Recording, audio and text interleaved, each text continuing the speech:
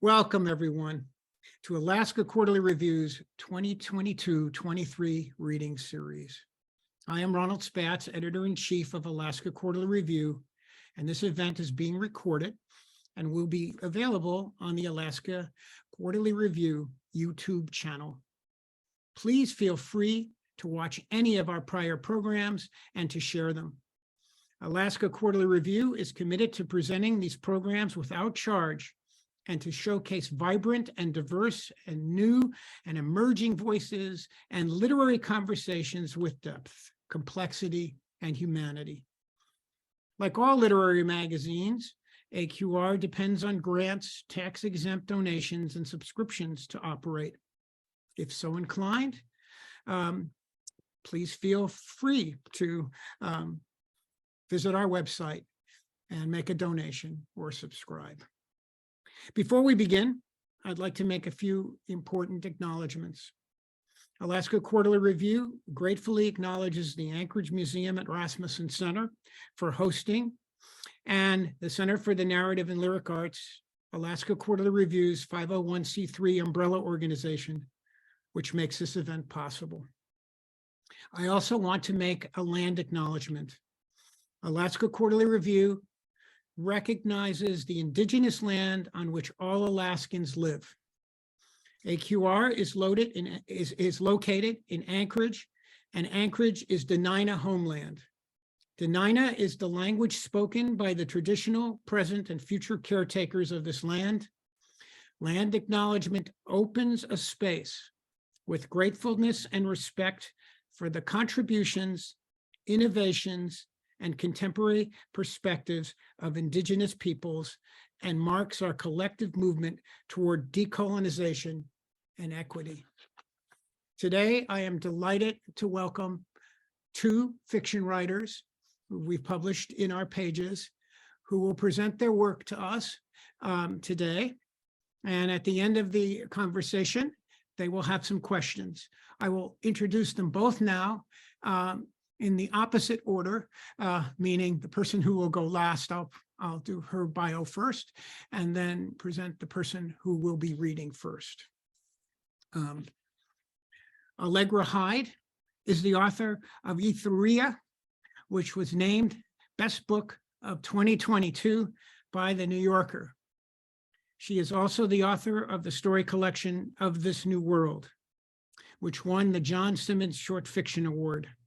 Her second story collection, This Last Catastrophe, will be published in March 2023 by Vintage. A recipient of 3 Pushcart Prizes, Hyde's writing has also been anthologized in the Best American Travel Writing, the Best of the Net, and the Best Small Fictions. Her stories, essays, and humor pieces have appeared in The New Yorker, the Alaska Quarterly Review, American Short Fiction Bomb, and many other venues. Allegra Hyde has received fellowships and grants from the Bread Loaf Writers Conference, the Sewanee Writers Conference, the Elizabeth George Foundation, the Lucas Artist Residency Program, the Jentel Foundation, the U.S. Fulbright Commission, and elsewhere. Allegra teaches at Oberlin College. Janice Obuchowski is the author of the short story collection, The Woods, which won the 2022 John Simmons Short Fiction Award through the Iowa Short Fiction Awards series. Her stories have twice received special mention in the Pushcart Prize anthologies and have appeared or are forthcoming in Electric Fiction, Iowa Review, Gettysburg Review, Conjunctions, LitHub, and others. And of course, she's published in Alaska Quarterly. Janice earned her MFA from the University of California at Irvine and served as fiction editor for the New England Review. She's taught writing at the University of Vermont and Middlebury College and lives in Middlebury, Vermont. Author Amy Bender said of Janice's new collection, "These stories are such richly inhabited story worlds, tottering between the wild and the civilized, peeking into places made stunningly elusive with language, but still mysterious in the way the natural world is mysterious. What a thrilling debut." So now I'll turn it over to Janice, and we'll begin our program. Thank you, Ron. So this evening, I'm going to read from a story titled Sylvia Who Dreams of Dactyls, which came out in the summer-fall 2018 issue of Alaska Quarterly Review. And the story is also included in my collection, The Woods, which won the John Simmons Award for fiction. Here it is. And it came out this November. I was really happy when an Alaska Quarterly Review took this story, and I'm grateful to Ron Spatz for choosing it. It's about a woman named Sylvia who lives in Vermont, and when she's in her early 40s, she had an affair with a man named Joshua, and that led to the end of her marriage to a man named Rusty. In many ways, I think of this piece as a character study, something that examines the mind of the character and how she ruminates. What I'm going to do is I'm going to read from the opening, just the first page, and then I'm going to skip ahead a little bit. In the portion I'm not reading from, Sylvia plays tennis with her neighbor John, and during the game she hurts her wrist, which comes to bear a tiny bit in what I'm going to read. Sylvia Who Dreams of Dactyls. Sylvia wakes thinking of dactyls as if they'd been spilling out across her dreams. Washington, Dumbledore. She stretches, throws back her comforter, opens the curtains, and lets ashen light bathe her. Some subterranean part of her head engaging in pattern assessment. Bothersome, yes. Trigonometry, no. In the kitchen, she drinks coffee from a mug glazed cobalt, dusted sunshine about her shoulders, and looks out to the back fields. In the distance, a slim streak of lake is silver blue, and the mountains are August lush and serene. Gesturing, clusterfuck, this abstract clutter, this part of herself not making sense to herself, pursuing its own avenues of nonsense inquiry, a nighttime devoted to syllabic count. Soon, a late morning of tennis with her neighbor. Veritas, festering. She makes a light breakfast, toast with butter and marmalade. Marmalade. If it would work, she'd shake her head like a swimmer, clearing droplets of water from her ears. Mucinex, Bessemer, hexagon. There's no languor in this kind of thinking. Already, it seems beyond her to lead a rational day. Joshua. She showers, steam and mist hotly fogging the room, and with various cleansers scents herself with orange blossom and sandalwood. Then to anoint herself with serum and slather herself with creams. Slavish, lavish, these rituals of older middle age. Joshua, that must be it. Her head engaged in fractal logic, tiny shapes mimicking, at least in sonic apparition, the large one, the one that comes at her from these absurd oblique angles. The afternoon is fat with somnolence, a whir of crickets, the dip and rise of the red-winged blackbird in and out of the grass. Gray-blue clouds are settling over the mountains in the west. She decides to pick blueberries. The bushes are in the backyard near the shed. From the kitchen, she gets a mixing bowl and carries it out, crooked between elbow and hip. She kneels to get at the lower branches first, spilling at the dark berries into the silver bowl. They look unevenly dusted, some matte, some with a bruised sheen. She tastes one and finds it agreeably sweet. The trees beyond will soon yield fruit, one plum, one apricot, and, later in the fall, a small row of black Oxford trees will produce apples. Bless Rusty's strange great aunt, who either planted these varietals or kept them up. Heirloom fruit, purple, black, and tannic, quintessential New England. Sylvia has learned they're old, originally from Maine and thought to have existed since 1790, which means they predate the house by half a century. They make sense on this property, create a kind of unity of landscape. In the fall, bees swarm as the extra fruit drops and rots, a sweet ferment. The kids picked them into October and, when they thought she wasn't looking, would see who could throw one the farthest. She'd watch from the kitchen window, low arcs against a gray sky. Such a discovery that first fall to find sensuous fruit just appearing on the land, black hearts hanging low in the branches. The temptation of it. Eve made more sense to her then. She lets more blueberries fall from her palm into the bowl. Deer, crows, robins have stolen away some of the more easily available berries, pecked or nibbled when she wasn't around. Maybe their mutual love of this house and its land kept her and Rusty married for so long that he handed it over, signed away in the divorce, and then hightailed it back to DC. The place signaled to him his pain, he told her, one of their final conversations. She wanted it, it was hers. She thinks, but can never pinpoint when, where, how a slide occurred from actual happiness to only the appearance thereof. Or it was never actual happiness, just happenstance, and they were too young to know the difference. She'd come from upper crust Delaware, but finding herself at a university reeking of genteel charm, she'd quickly adapted to bluegrass and bourbon parties, to springtime horse races where you stood in fields wearing pastel dresses and mixing shakers of juleps. The rules felt clear: be pretty, be witty, and wear charm as if armor. Her only rebellion was not going steady with anyone. She didn't care. She preferred being out in large groups to going out with the dull boys who wanted to lecture or grope her, forms of domination she'd not brook. A sorority sister decided she needed someone older. They were young enough then to conflate older with worldliness and to think 25 was old. Enter Rusty, getting his master's in architecture. Their first date was at a low-lit bar with black and white floors, sipping gin and tonics. This preppy boy from DC with freckles and ears sticking out, a wonderful grin, a strong jaw, resembled a blend of Alfred E. Newman and Kennedy. The lime fizzed acidic in her drink, and Rusty had an easy laugh along with a serious temperament. This was good. He listened when she talked. He understood that she was more than her features, her figure.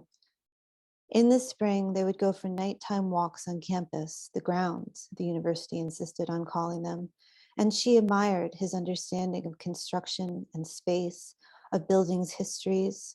Crabapple trees blossomed white and snowy. Everything was shadowed brick and white pillar and black branches against a dark blue sky. Cicadas in the warm dark offered a constant throaty call. Was it love? She preferred him because he was interesting. He knew how a spiral staircase was built. He understood its elegance. She could recite a bit of John Donne, busy old fool, unruly son, and he found her interesting too. They both loved beauty and patterned things. Magnolias were in bloom. The nights were scented with flowers. Was it love? Was it love? She moves to the second bush, twisting the berries off at their stems, only taking them if they yield fruit easily, attentive to those shrouded in shade, still with white-green underbellies. The sun is a diffuse heat, and over the mountains, the clouds have darkened to slate. Maybe a storm will cross the lake, the patter of rainfall. The bowl is almost full, and she brings the berries inside. Her wrist is again thrumming heat, even though she did all the picking with her left hand. Inside, the kitchen is cool. The whir of the overhead fan is minor wind. She rinses the berries and gets some in a smaller bowl with yogurt. They are still sun-warm and seem rich. The yogurt is from a dairy farm nearby, and its taste reminds her of the scent of clean hay. Sometimes, lately, she thinks of herself as Eve, alone in the garden. Everyone cast out except her. Except not being cast out is also, unequivocally, punishment. She wearies of her own self-pity. She returns to the back porch with a real book. She's reading Wallace Stevens because Susan, as she begins preparing for her oral exams in American modernism, is reading him. Surreal and cerebral, this poet who worked at an insurance company in Connecticut. Susan has, as a professor, a man whose great aunt lived in the same Connecticut town and called her nephew when, years ago, Wallace Stevens passed away. Did you know, Susan says the old aunt asked her professor nephew, that Wally Stevens was a poet? There is something so entirely wonderful about a man who on the outside led a life of banality, but on the inside was rich and inventive and strange. She'd wished for more schooling, but then the summer after Rusty finished his degree, they were married. And then his great aunt passed away, the Bohemian one who lived by her lonesome up north in a stone cottage on the western edge of Vermont. And she bequeathed him this house. They came up to look and were gobsmacked by the surrounding loveliness. Was it not providential, the timing? He got a job at an architectural firm in the college town half an hour away. To pay for renovations, they sold some of the adjacent acreage and thus ensured themselves neighbors, John and Jeffrey, so young then themselves. She became a first-rate gardener. She was pregnant with Jack before she could blink. Happenstance, happenstance, her husband, her home, a sorority sister sets her up, a great aunt dies, and thus her life takes shape. It seemed an adventure, it seemed good fun. She'd invested in none of it deep thought. She'd been a Cavalier girl. She liked Rusty. She liked Lake Champlain. She liked dirt roads. She liked babies who smelled like stale milk. She liked hard, frosty winters and learning to use the wood-burning stove. She liked that Vermonters were polite but remote, which meant she could be remote too. Susan and Jack, 28 and 30, aren't married. Jack has a new girlfriend, but he often has a new girlfriend, one every year or two, and likely won't settle until he finds someone bright enough to captivate him. Susan just went through a hard breakup, someone from her PhD class, but on the phone, Susan chokes down her bitterness and mumbles banalities about things just not working out and needing to move on. In conversation with her mother, she refuses to be vulnerable in any way. It's punishment. Jack does it too. The children will talk to her of their work, so she learns of venture capital and seed funding and business models, or she learns of literary analysis. But neither will speak of love, or sadness, or happiness, or anything in between. They think she betrayed them so many years ago when they were teenagers, so they'll leave her with no more opportunities for betrayal. They're very firm in their polite outrage with her. Meanwhile, Joshua, whom she hasn't seen in nearly a decade, still haunts her dreams. Children, she wishes she could say. It's more complicated than your mother being a harlot. But she takes it. The fact is, her life rolled on easily and well for such a long, long time, and led to her children, who are her life's blood, even if they hate her. And even now, it's as if her days are cloaked in richness and beauty, if a kind of fraught beauty, as if the whole landscape secretly wished it could undo itself. Happenstance is not a dactyl, but a critic, that last syllable long. Bitterly, however, is.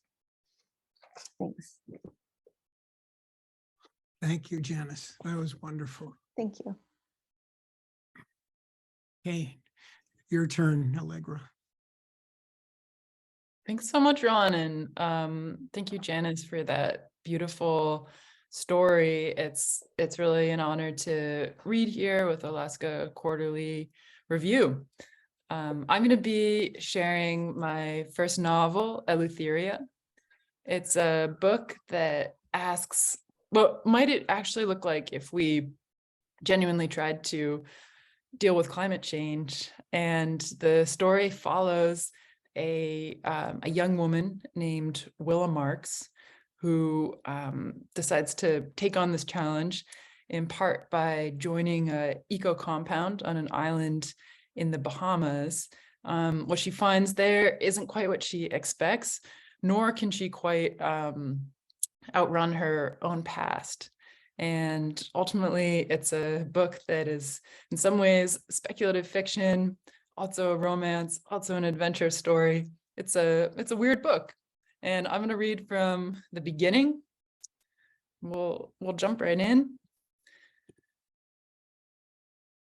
My father had a theory for why people went to the ocean in the summer, spent their savings, their vacation days to plant themselves on a patch of sand within sight of the water. Even if they don't know it, my father said, what they want is to be close to death. That's what going to the ocean was, according to him, a chance to strip down and expose yourself to danger, to risk sunburn and dehydration and errant strikes of lightning, the foot slice of seashells and sand-submerged needles. At the beach, you could wade out into waves that might pull you into a riptide or the jaws of a shark, or even if you only dipped your toes into the water, you'd still know you were stepping into something so vast it could engulf you, swallow you whole. It's not that people want to die, said my father. It's just that when they go to the beach, a part of them knows deep down that they could. So afterward, when they return to their 3-hour commutes and their cubicles, they return with a secret sense of survival. They feel woken up, more alert. My mother snorted when she heard this. She, like my father and I, was crouched in the dark gut of our emergency bunker, yet unfinished, but stocked with canned goods, blankets, a stack of semi-automatic rifles. We were practicing what to do in the event of an electromagnetic attack. Going to the beach, said my mother, won't save you when SHTF, shit hits the fan. My parents didn't think we needed the beach because, unlike the masses, we were already alert to the horrors and dangers of the modern world. Unlike the masses, we were already prepared. So I didn't go to a beach until I was nearly 18, and then it was only a shabby artificial one near Logan Airport. I didn't go to a beach until after my parents couldn't survive themselves. And then when I went with Sylvia, that felt different. Not like pressing in close to death, but already existing in an afterlife. Really, my father's theory didn't mean much to me until these last 8 months, the ones I've had to think through what happened on the island, what happened at Camp Hope. All this time, I've had to wonder what it was we were really doing, what it was I did. And now, of course, I have hardly any time at all. Maybe I should have been thinking of my father right from the beginning. Maybe I should have thought about where I was really going when I first careened over the archipelago in a turboprop gunshot from Florida, and those islands looked to be all beach. The Bahamas scattered along the turquoise lip of the Caribbean, their coastlines sandbar swirled, coral dazed, the islands so low in the water they seemed poised to hold their breath. A little more sea level rise, and they'd be washed away.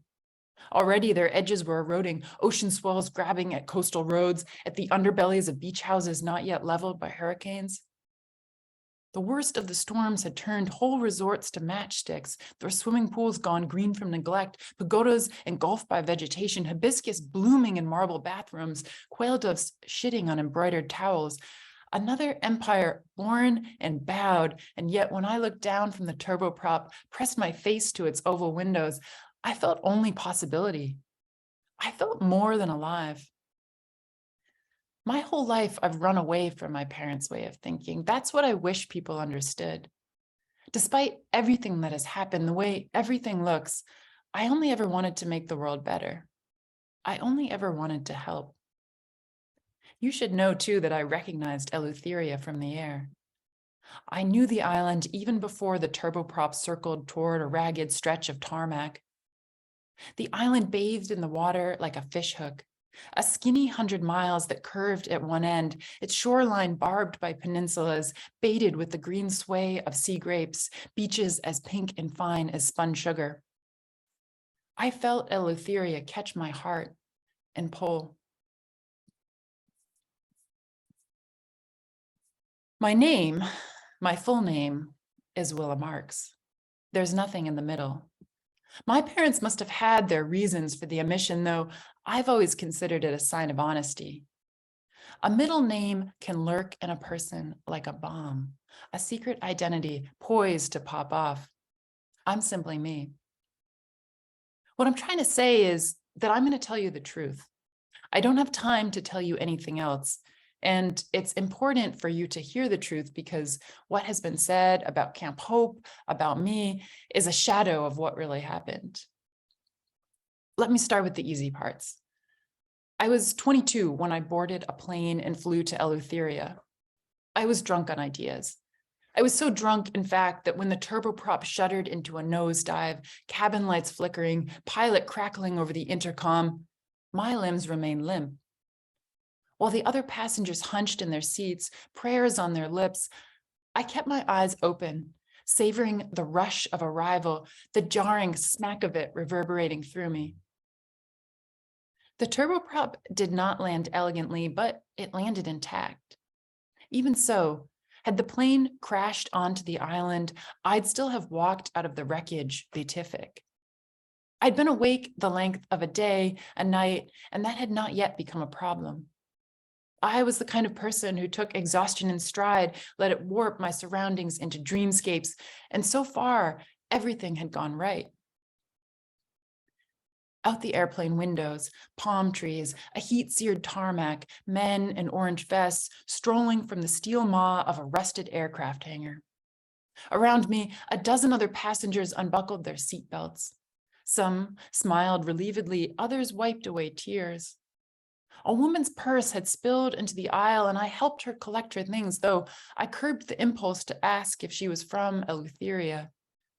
To get caught in conversation might break whatever spell had whisked me from Boston to the Bahamas, a spell meant to carry me on to Camp Hope. I wanted to arrive unimpeded, unburdened, slick as a fish released into the sea. If I could have, I would have traveled to the island naked. As it was, my backpack contained only a change of clothes, a passport, $65 US, and my well-thumbed copy of Living the Solution, the official Camp Hope guide to transforming ourselves and saving the planet. I had the envelope as well, the one from Sylvia. Not the same Sylvia as in Janice's story, but Sylvia.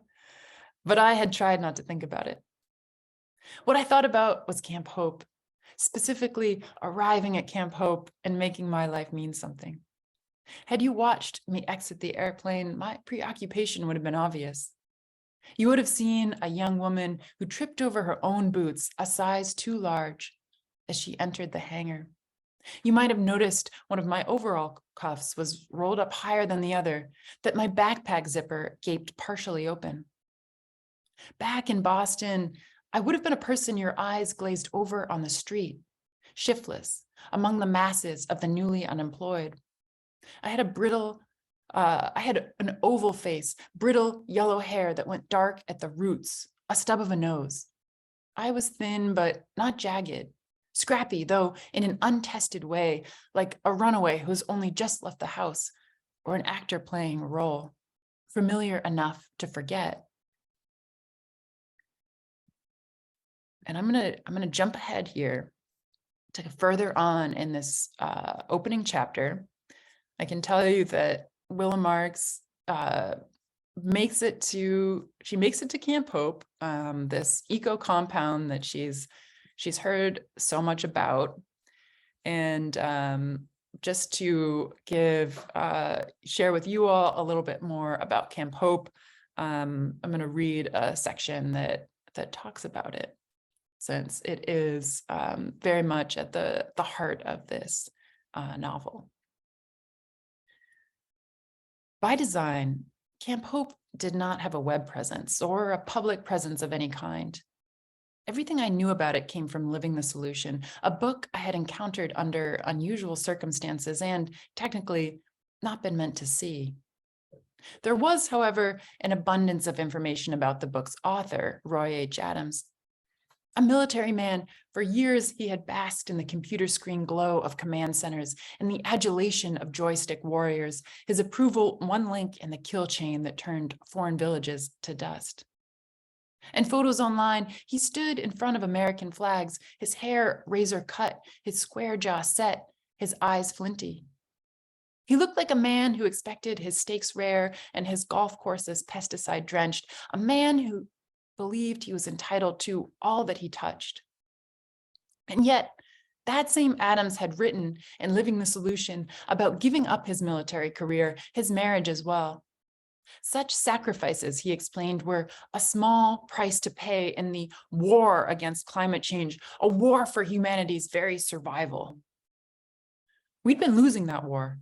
There had been decades of environmental marches and bumper stickers and special light bulbs and bike racks and sit-ins and die-ins and speeches and NGOs and IGOs and NPDESs and panic scientific studies. And for what? Torrential rain spurred landslides in China, smothered whole cities. Spore-laced dust storms forced mass evacuations in Australia.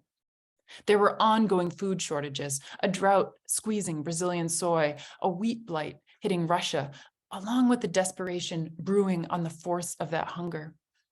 Boat people, pundits called the hundreds of thousands of refugees floating from coast to coast, begging for the right to dock, begging for scraps, dying, bodies washing up along the Bay of Bengal on the flooded plazas of Barcelona. Americans looked on with ephemeral pity, the tragedy ever seeming elsewhere, acute or temporal, even as wildfires seared the West and toxic algae bloomed in the Great Lakes. We were moored in apathy, in the comfort of willful blindness, even as CO2 levels ticked upward and glaciers sweated smaller and entire ecosystems expired.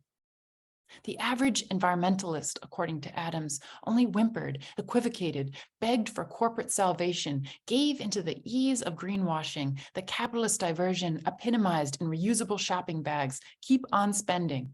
In America, we still had our guns, our flags, our stranglehold on exceptionalism. We still had the distraction of virtual realities, the Hollywood phantasmagoria, the pharmaceutical raft of painlessness. We still had the audacity to call climate change a problem for another time, another country, as if we weren't proverbial frogs, our skin sloughing off in hot water. Our challenge boils down to one thing, Roy Adams had written, the distance between what people want and what people need. Camp Hope was a prototype, a nucleus, a revolution waiting to hatch. It modeled what could be, made progress into paradise, showed how environmental living could be desired rather than feared. And while it's true, land was cheap in the Bahamas, the post-hurricane government desperate for income, any whisper of industry, Adams had also chosen to build Camp Hope in Eleutheria because the location sent a message. He wasn't afraid of hurricanes or sea level rise or anyone else's opinions. I couldn't wait to tell him I wasn't afraid either. Because in truth, it was Adams I wanted to see as much as Camp Hope. It was Adams as a repentant man, a reformed man, a visionary who made me believe humanity could be galvanized, the planet saved. Because if Adams could change, anyone could, including me. And I'm going to pause there. Thank you so much.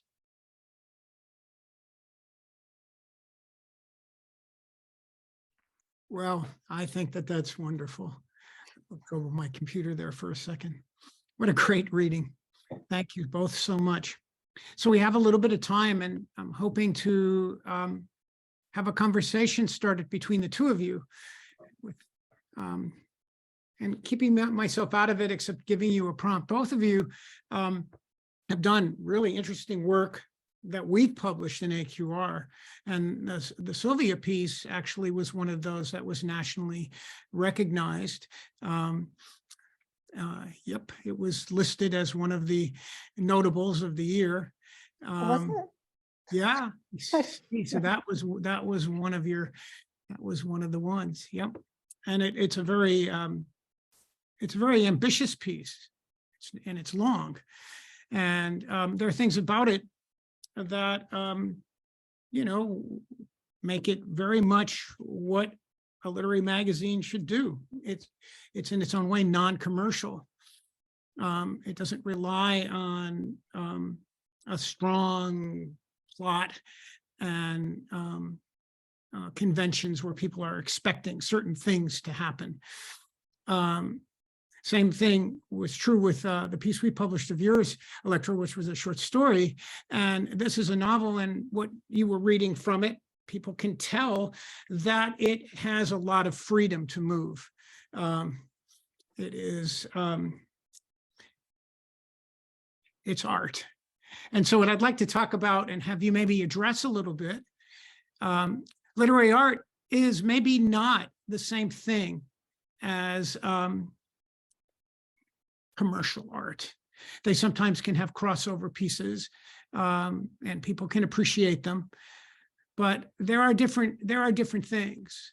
And that's why we're so committed at Alaska Quarterly for more than 42 years to help to jumpstart some of the writers and their works, and also to provide a home even for established writers, or for work that is not fitting into a box. So I'd like to talk about a little bit about what you hope readers may take away from your work, and the kinds of risks you take when you actually do not conform to the plot expectations of commercial publishers and potential certain kinds of readers, to create a work that actually maybe important themes emerge from, but are organic to the work as opposed to imposed upon it. In other words, theme being imposed or written toward is different, right, than in fact the theme emerging holistically, organically. There's a different kind of truth to it that way. And so I just wondered if you could talk about your work a little bit in terms of that, in terms of your concerns, and I'll just leave it to you. And then, you know, you guys go back and forth. I'll turn it over to you. Sure. Do you want to jump in, Janice? Nope, you go. You can All start. right. Well, that's a big question. And so I'll try to answer it in a couple different ways, I think, which is that when I think about what art is, for me, art is something that when I engage with it, it changes me in some way. It changes how I see the world, how I move through the world. And that's kind of how I define it in any medium, something that has that power to affect my reality. And it was always important to me to write a novel that had the potential to affect someone else's reality and to communicate ideas and feelings and humanness and emotion in a way that could move people and could maybe ideally even contribute to a larger cultural conversation. But at the same time, I felt also the pressure to be commercially viable to some extent, because I also wanted the book to be read and out there.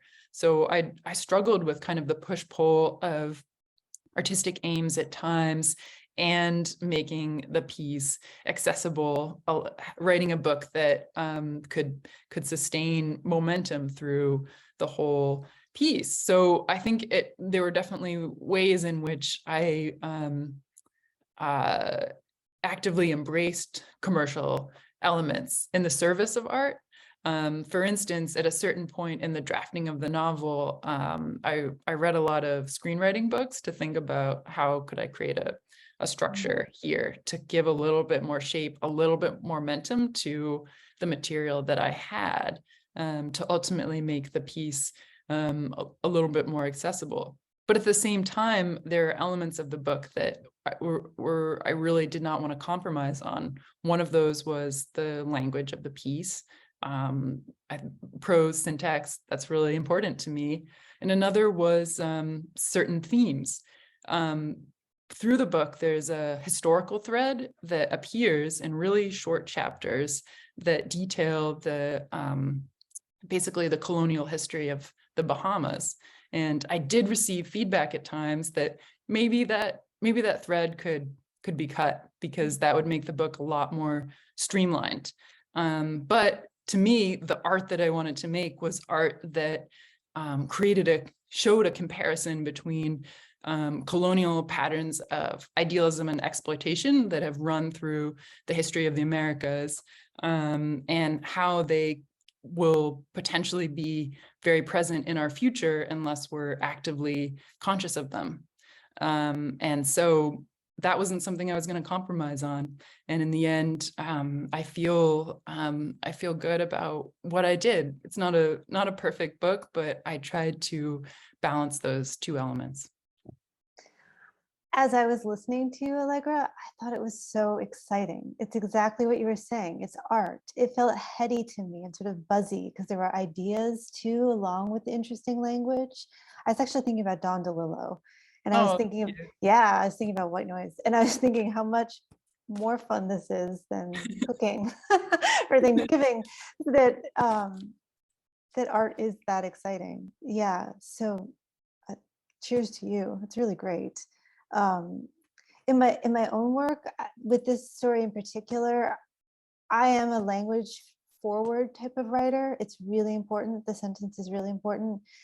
And like Sylvia, I might wander around with language just sort of abstractly tumbling around in my head. And that was the experiment in this one. For me, could I pull that off? Could I just keep having dactyls show up and sort of keep the reader as I made those decisions? I mean, the short story, I think there's less pressure to make it commercial than with the novel. So, but almost since I started writing, I've been thinking a lot about my preoccupations are often with the interiority of the characters. And that's slow. That's not going to be, I don't know, there's not going to be a bear and a tiger having a fight. So something that I think about as a way to ameliorate or as a way to earn what I want is balancing the inner story, the inner life, with the outer story. No matter how mild, I'm always trying to keep some outer motion, sort of slowly keep that kind of vector that makes a reader want to continue. I mean, in what I read, it's really picking blueberries. But then later in the story, I do sort of pick up the outer story and it becomes more predominant. So often I'm thinking about that balance. Yeah, it does seem like it's all about balance at the end of the day. Right. And what I love about your piece is the kind of the access it gives to another mind, and that is so it's so special and so kind of gripping in its own right to get that intimate access, that level of honesty. And I don't think you need the pyrotechnics when you have that that kind of behind the veil of human existence that you get to see. Yeah, you're right. It's a great way to think about it. Mm-hmm. One of the things that I could jump in and tell you, though, is that even the literary magazines face a lot of pressure. And I'm proud of Alaska Quarterly because if you look at our table of contents, you will see lots and lots of names in every issue that you do not recognize. And although it's nice to have somebody who's really, really famous, they don't need a literary magazine unless they actually have a non-commercial work that can't find a home anywhere else. Mm-hmm. Although we do include them from time to time, and writers like that to have that proximity. Mm-hmm. And it does get readers to pay attention. On the other hand, since we've been around for 42 years, we got a little bit of clout where we can afford to say, this is who we feel have a song to sing that is special and unique and powerful and worth your time. Having said that, not a lot of literary magazines think that way.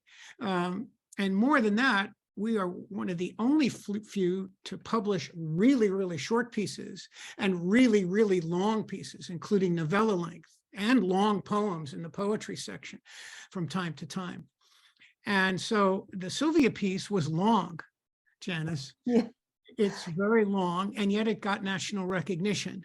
And we don't hesitate from it. If it appeals to us, there's a writer whose story will lead the upcoming issue that is very long. And we were slow. It came in on the submittable, as most of our work does. It's open.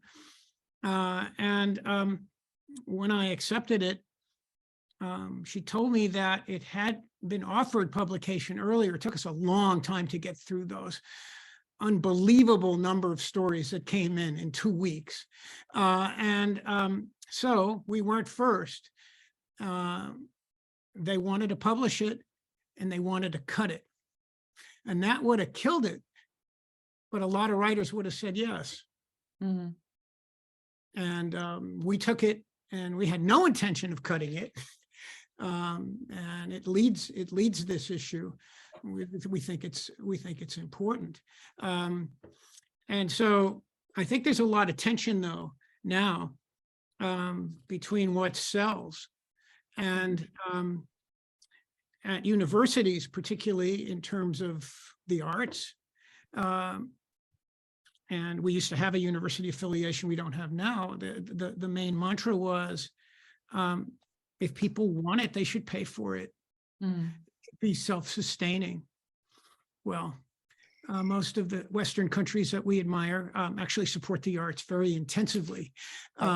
They understand the serious stuff is not necessarily going to sustain itself. The serious stuff may have issues in it that emerge from the work that are a little troubling because they are actually seeing the outcome of where things are going. They may be critical of the current powers that be, and that critique is threatening to publishers. And so I can tell you that there's a lot of pressure out there.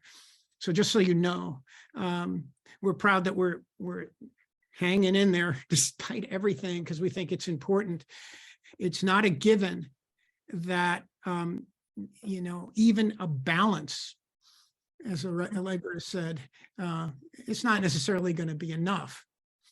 Yeah, the literary community is so lucky to have these outposts like Alaska Quarterly Review that are truly prioritizing art above all else, are creating opportunities for new writers, giving people their starts, giving a home to work that doesn't necessarily fit into norms or conventions, but deserves to be read and needs to be read. So I and so many people are so grateful for the work of the magazine. Yeah, well, we're grateful to our writers, but I can say that what I found is that the larger community, when we face the agents and so on, they don't really care that much about the experiment. I mean, we're willing to go with a hybrid as long as we know what the intention is and how we'll present it. Because a lot of the exciting things that have happened through time in art, as well as in science, have happened on the margins. They haven't happened absolutely in the center of things. And those people that don't want to invest in the margins are the ones that are going to be left behind in the end. Because when one of those things takes off, then that sort of moves to the center, doesn't it? And then everybody wants to do that, and then that doesn't mean that it isn't any good, but the imitations of it may not be as good as the original impulse that was really pressing to have more opportunities. I think your work is so important. And your taste is so important. I worked for 7 years for a literary journal, and I tend to think that good taste is broad taste. It's recognizing that art doesn't take one form, it takes multiple forms. So exactly what you're saying, it could be short, it could be long, it could be hybrid, it could be experimental. You just need to see what's the attempt and how is the writer achieving it. And if the writer does, then it's very exciting for those of us who care about literature to see that spread, to see it more as curatorial, to not just see one kind of story. So it's so important. I'm very grateful to you for keeping up that fight, for making sure that it's there. Yeah, it is a fight. And I think that's always been the fight, though. I mean, it isn't just now. Right. For a long time. I mean, when somebody becomes really famous, it's an interesting thing. They become marketable. So sometimes whatever they do becomes commercial, depending on the kind of celebrity that they have, right? So something that is better in the experimental form that the expert has already developed a market for him or herself, they have a very, very tough time. And it's particularly in the forms that are hybrid and also the ones that are longer. Longer is really a problem. Yes. Longer is really a problem. I mean, I was amazed when people said, well, I mean, a story should be 12 pages. Why should a story be 12 pages? I mean, why isn't a poem a story?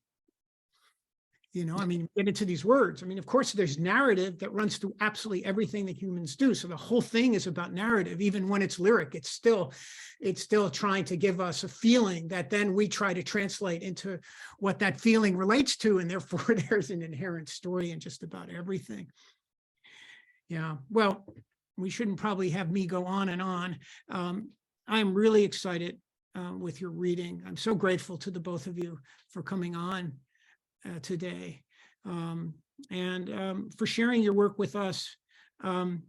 Before we had the opportunity to actually try to reach more readers and expand the connections that we can foster through our YouTube channel.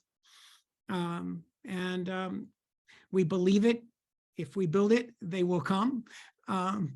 More commercial, but nonetheless, field of dreams kind of attitude. Where I went to school at the University of Iowa, that's where Kinsella decided that if you build it, they will come. And we believe that if we build the right kind of resource, and that will invite readers back to the things that we publish in Alaska Quarterly Review, and hopefully connect people to the work. And we are putting, as you well know, we do have our archive of work online for free. We don't believe in any paywalls either. You can see why we don't have tons of money, because that's just simply not a concern.